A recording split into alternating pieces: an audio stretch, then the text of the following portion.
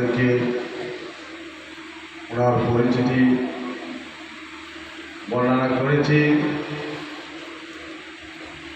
দেশের নাজুক পরিস্থিতিতে উনি শুধু ঢাকা থেকে এই পর্যন্ত এখানে এসে আজকে তকরির পেশ করেছেন।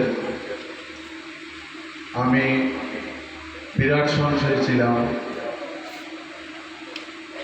কারণ যে অবস্থা চলতেছে ওই অবস্থার মধ্যে গাড়ি চালানো সম্ভব হচ্ছে না। তবু হুজুর আমাদেরকে এসে ধন্য করেছেন। ওনার মূল্যবান তকরির আমরা শুনেছি। দীর্ঘদিনের একটা স্বপ্ন ছিল হুজুরকে আনার। আলহামদুলিল্লাহ প্রবাসী পরিষদের সদস্যদের সহযোগিতায়, অত্র এলাকার সহযোগিতায়, সকলের সহযোগিতায় আলহামদুলিল্লাহ আমরা হুজুরকে আনতে পেরে ধন্য হয়েছি। আমাদের যে রাস্তার অবস্থা, হুজুর অনেক কষ্ট করেছে। আমি যে আমাদের রাস্তার কাজ চলতেছে, হুজুরকে বলবো যদি আমাদের কোনো কিছু ঘাটতি হলে আপনি ক্ষমার দৃষ্টিতে দেখবেন। ভালোবাসা এমন একটা জিনিস, ভালোবাসতে গেলে ওখানে কোনো কিছু দুঃখ লাগে না, কিন্তু ভালোবাসার মানুষের সাথে ভালোবাসতে হবে। আশেক আর মাসুকের কথাই। আজকে যারা এখানে উপস্থিত হয়েছেন, রসুলের ভালোবাসায় আপনারা উপস্থিত হয়েছেন। আহলে বাইতে রসুল সাল্লাল্লাহু আলাইহি ইসলামকে আপনারা ভালোবাসেন বিদায় এখানে উপস্থিত হয়েছেন।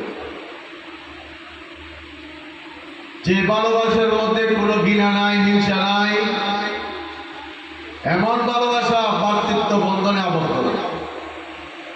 আপনারা গতকাল যেভাবে আমাদেরকে ওয়াদা দিয়েছেন আজকেও আসবেন, কিন্তু গতকালের চেয়ে আজকের উপস্থিতি আরো বেশি হয়েছে। সবার উপস্থিতি আল্লাহ কবুল করুন, আমিন।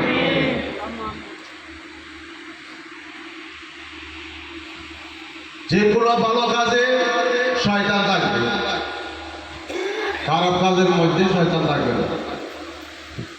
আমাদের এত প্যান্ডেল লাইটিং দেখে অনেকের সুরকারি হয়, কারণ যাওয়ার সময় তো যায়, প্রতিদিন আসার সময় যাওয়ার সময় যায়।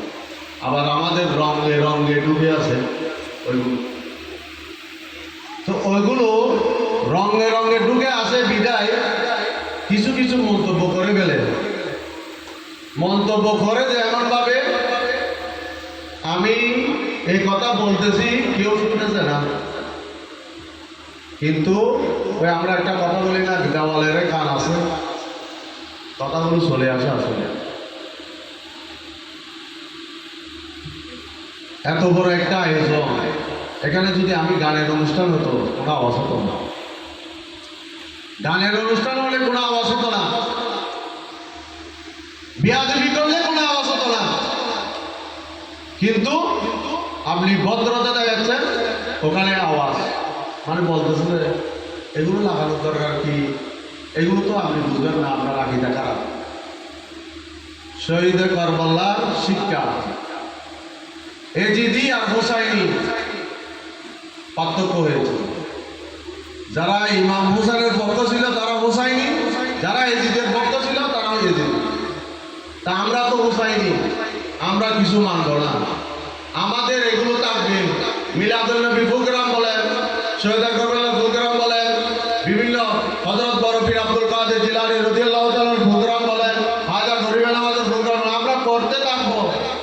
আমরা করতে থাকবো, করতে করতে করতে করতে আমরা অনেক কিছু করি। আমরা বিরিয়ানির ড্যাগও করি, রাস্তার কাজও করি। আর আমাদের পশ্চিমে গেলে আপনারা দেখবেন বিরিয়ানি নাই, রাস্তার কাজও নাই, কিচ্ছু নাই, সবগুলো ফেসবুকে মানবতার কথা বলে। আপনাদেরকে বলবো আকীদা মজবুত রাখবেন, আমি আমারটা আমি নিশ্চিত করে বলতাম আমার আকীদা মজবুত, এরকম বলতে পারবেন। আকীদা মজবুত রাখবেন, বদ আকীদার সাথে কোনো সমঝোতা নাই। আকীদা মজবুত থাকলে আপনার আখিরাতে নাজাত হবে। আজকের মাহফিল আপনার আখিরাতে নাজাতের উসিলা হবে। আমি এখানে থাকতাম না, আমার আজকে এই বিশাল দায়িত্বের কারণে আমি আজকে এখানে আছি। আমার বাগিনী আমার ছোট বোনের মেয়ে হাসপাতালে, তা আমি শুধু আমাকে ফোন করছে, শুধু এক নজর এইখানে বসে শুধু একটা দোয়া করছে, আল্লাহ এই মাহফিলে বসিলাই ডেলিভারি হচ্ছে এমনি স্বাভাবিক না। তাই আমি শুধু এখানে দোয়া করতেছি, আল্লাহ আজকের মাহফিলের উসিলাই শহীদ কারবাল্লার উসিলাই আমার বাগিনাকে আপনি এই মুসিবত থেকে উদ্ধার করুন। ছেলে হয়েছে আলহামদুলিল্লাহ। আসলে আমার এখানে আমার পরিবারের মধ্যে আমার বোনদের মধ্যে সব কিছু আমাকে দেখতে হবে, কিন্তু আমি এখান থেকে যেতে পারছি না। কারণ এখানে যদি আমি সরে যাই, কোনো একটা কাজটি হলে বয়ে আমি যাই নাই, আমি শুধু মোবাইলে যোগাযোগ করতেছি। এটা বলার কারণ হচ্ছে যে আমি প্রকাশ করতেছি যেগুলো বেয়াদবি, এটা বলতেছি যে যেন আপনারা যারা সহযোগিতা করেছে এটা বেতা যাবে না, এটা নাজাতের উসিলা হবে। যে উদ্দেশ্য করেছেন ওই উদ্দেশ্য পূরণ করা হবে। এটা রসুলের সাল্লাল্লাহু আলাইহি ইসলামের দরবার থেকে হবে, শুধু হালাল জায়েজ মাকাসিদ লাগবে।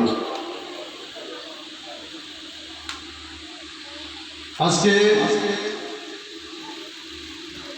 সম্মানিত প্রধান অতিথিকে আমাদের অত্র এলাকার পক্ষ থেকে, গাউসিয়া কমিটির বাংলাদেশের পক্ষ থেকে এবং আমাদের প্রবাসী পরিষদের পক্ষ থেকে ধন্যবাদ জানাচ্ছি আমাদেরকে সময় দেওয়ার জন্য, এবং অন্যান্য অতিথিরা যারা আছেন মূল্যবান সময় দিয়েছেন ধন্যবাদ জানাচ্ছি।